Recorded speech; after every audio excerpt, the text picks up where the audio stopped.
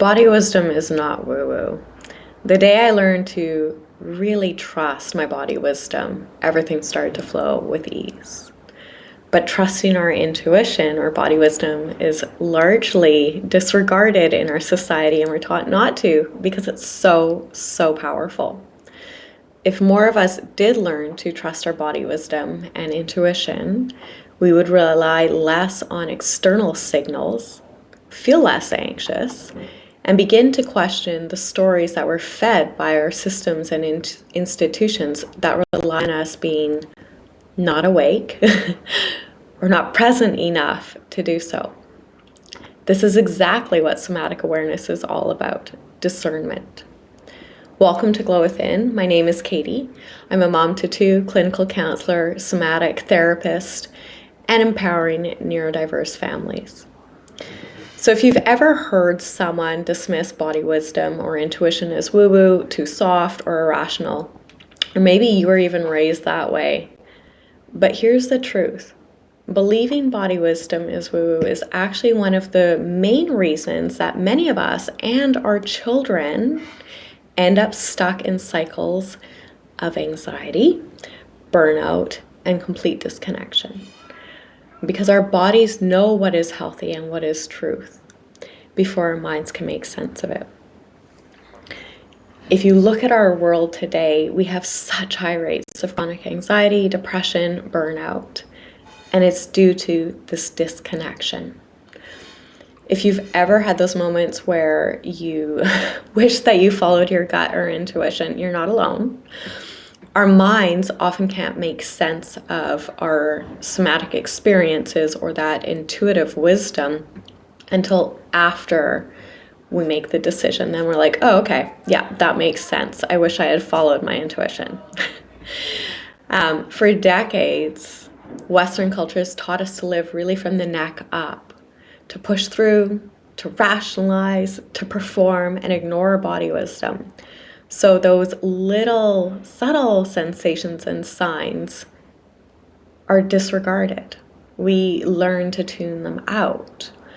And we do this sometimes with our children too, when, for example, they say the bath is hot and we say, no, it's not hot, right? So if that was said chronically, if that's said time and time again, they start to think, oh, okay, I shouldn't listen to my body. That's a micro example, but hopefully one that gives you the idea.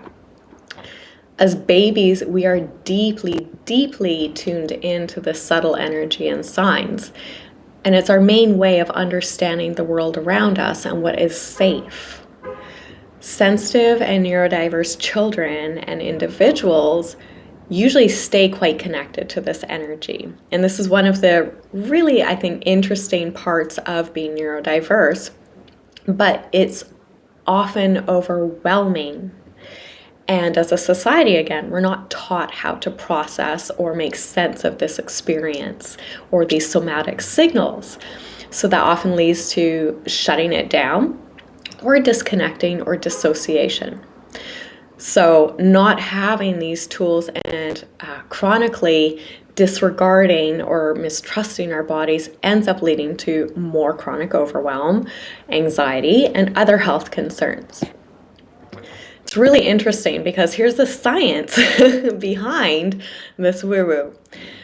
Our nervous system, or more precisely the craniosacral system, which is something that I practice, is scanning our environment for safety every 4 to 7 seconds subconsciously.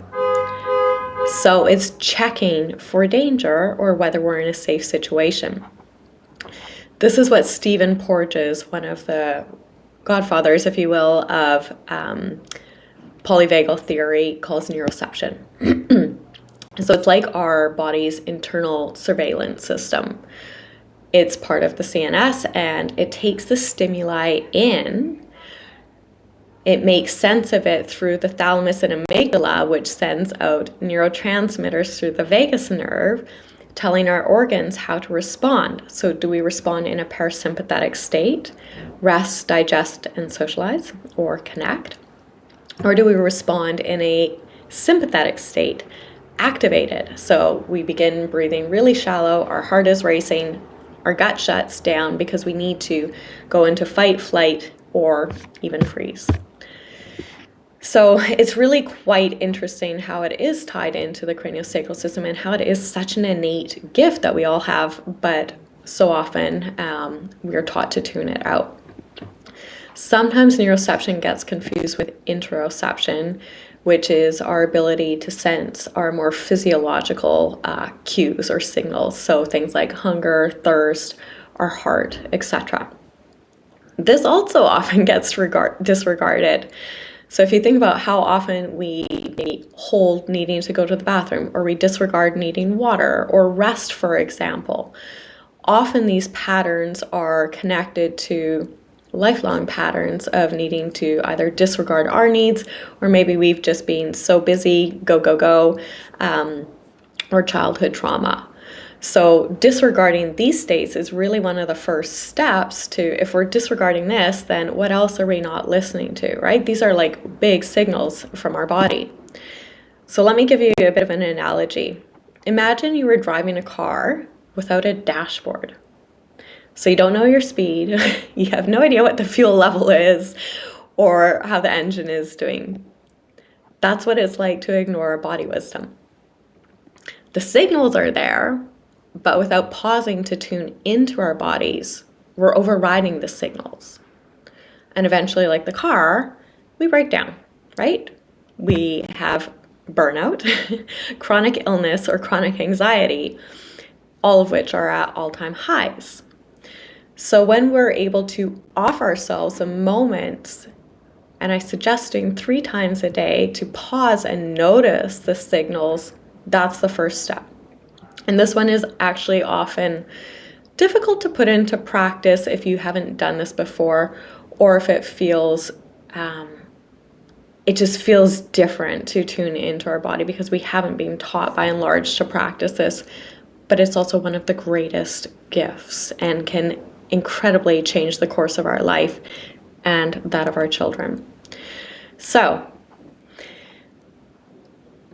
you can keep dismissing the body wisdom as woo-woo and running on empty until you hit overwhelm. Chronic anxiety or illness forces you to stop. Or we can start to learn the language of our body, the somatic awareness, tuning into our body to develop these skills so that we can really honor our bodies and foster creating true resilience, safety, and connection for ourselves and for our children. So one of my favorite tools to help tune into this is what I call the 5 fingers. So the thumb is about taking that moment to connect with our body. So just maybe placing your feet on the earth. What is your body saying? Is your jaw tight? Is your breast shallow? Is your heart racing? What does it feel like in your body? What are you noticing? The index is the interoceptive check. So what does my body need? Do I need food, water, to go to the washroom, rest? This is a great one for children who are learning to potty train too. So starting this a few times throughout the day can be really powerful. The middle finger is the neuroceptive check. So what is my body trying to tell me? What are these sensations trying to tell me? The ring finger I like to use as, is this energy that I'm picking up on, or is this stimuli mine or someone else's? As sensitive people or empaths, this is something that can be hard to discern because we're always picking up on other people's energy. So starting to practice this can be a really powerful game changer. And then the pinky, how can I support myself through this experience? So do I need movement? Do I need breath? Do I need to go talk to someone? Maybe it's just a hug.